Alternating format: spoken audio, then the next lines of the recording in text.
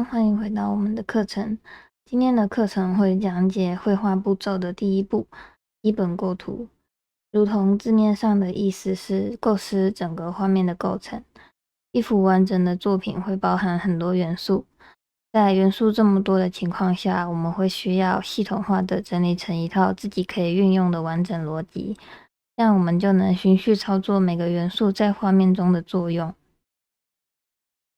那为了方便说明，我们先简单把画面构成分为3大部分：形态、明暗跟色彩。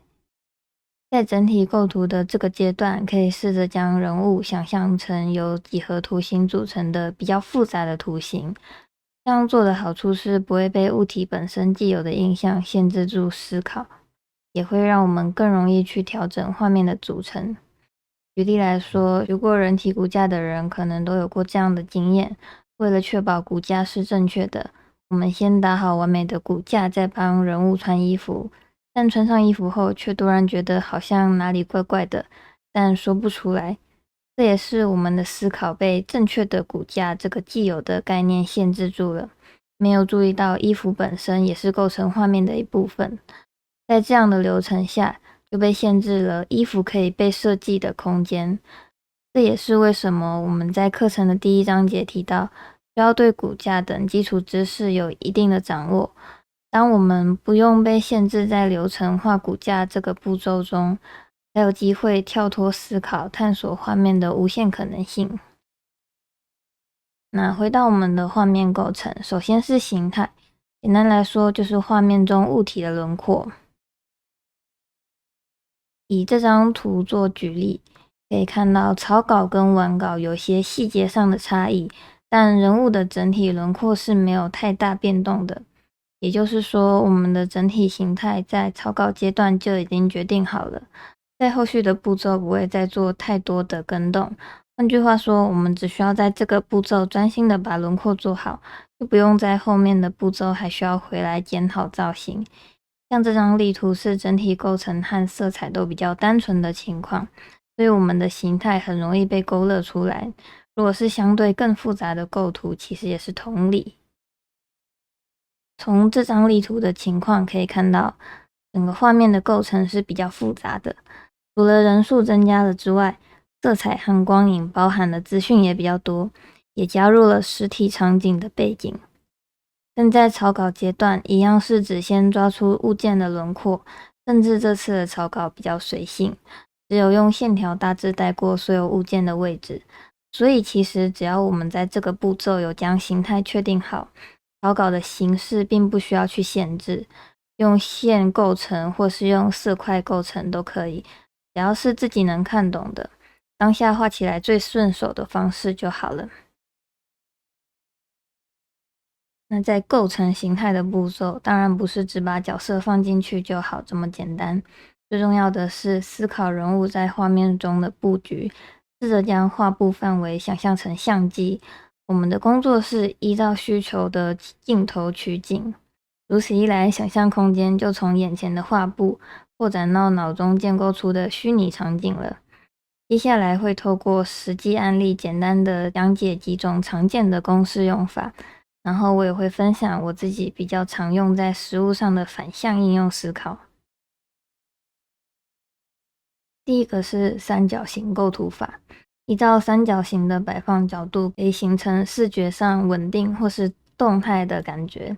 例如三角形的底边和画面下方对齐，整体就会呈现稳定感，这是最安全的构图法。相反的，倒放或斜放三角形则会呈现轻盈动态或是不稳定的感觉，常用来制造特殊的氛围。想快速应用的诀窍很简单，将角色的手脚或者是头部安排在其中一个角上，调整姿势和角度，让画面呈现三角形的走势，再取适当的范围放到画布中就完成了。再来是圆形构图，将画面中的焦点安排到圆形里，会带给人集中、圆满、对称的感觉。这种构图法适合搭配有规律的延伸变化，例如左边的构图在圆圈的周围有场景物件产生的直线，这些直线在周围形成了集中线的效果。中间的范例图同时带有圆形构图和十字构图，增加了对称的元素和稳定的感觉。右边的范例图则是应用到流线型的视觉引导，让视觉动线往对角线延伸，制造出圆形的集中感，在破除圆圈的部分会让构图更灵活。理解构图原则并保持灵活的思考也很重要。接着是 Z 字形或是 S 型的视线引导安排。流畅的视线引导会带领观者依序在画面中的焦点移动和停留，可以利用这个特性在一幅画面中讲述一个小短句，或是制造有节奏感的视觉效果。常见的几种应用就像范例图这样，当画面中有很多个人物，尽量交错摆放，避免并排，再利用角色之间的眼神或肢体互动带动视线引导。画中只有一个角色时，可以运用肢体摆放的位置和角度制造视线引导。通常在想要让人物的肢体呈现比较动态的姿势时使用。在例会中的应用则是透过服饰配件和小范围的姿势调整。这边的应用也是一样，只要避免画面中的元素出现并排，尽量让视觉的焦点位置错开，就能自然的形成 S 型的视线引导。可以看到形成引导的线或是焦点上有很多种组成的可能。我们在欣赏其他人的作品时，也可以试着多留心在作者安排的引导上，会发现一幅作品可以细细品味的部分比想象中还多，也可能会发现一些作者特别安排的小巧思。越是研究，就越是会觉得画图是很有趣的事。最后是井字形构图，这是在摄影中也是最常见的一种构图法。将画面横竖各平均分为3等份之后，得出井字形的格线。在这个方法里有很多种应用，例如将焦点置于相交的点，或是平行的线上，将地平线放在线上，将焦点集中在最中间的格子里等等。这边只有简单讲解，如果可以的话，最好再多研究一下摄影相关的知识。在广义的艺术领域里，有很多原理是相通的。多接触不同领域也有助于我们提升美感，但甚至我们笔下的作品必然不会高于自身拥有的美感。持续磨练技术的同时，提升美感也同样重要，别被自己限制了能够成长的天花板。以上是形态的部分，其实构图的方法还有很多种，这边只有介绍到一些常见的方法，而且公式也不是绝对的。需要营造特殊的氛围时，我们可以适当的跳脱公式，刻意制造看起来不舒服的构图，也是一种表现手法。接下来是明暗，顾名思义就是指画面中的深浅关系。需要注意的是，明暗的组成不只有受到光的影响，固有色本身带有的明度以及材质表现，也需要在这个阶段被考虑进去。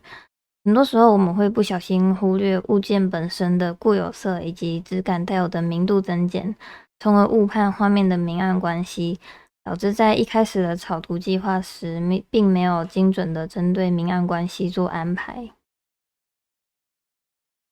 为了能更直观的理解明暗的概念，我们试着先将画面中的色彩拿掉，只检视明暗关系。在这个阶段，我们需要关注的重点有2个。对比度和细节量，对比度越高，明度跨度越广，集中视线的效果也越强烈。对比度低，则会降低形体的边界锐利度和人眼的关注度。细节量则是指细节刻画的程度，不同于照片会100%取自现实的景象，绘画可以选择性的省略某些细节，让观者的目光自然聚焦在作者希望聚焦的位置。先从左边的范例图开始检视，画面的焦点设计在左边角色的脸部附近，所以可以看到在整个画面里没有其他地方的对比度会高于焦点部分。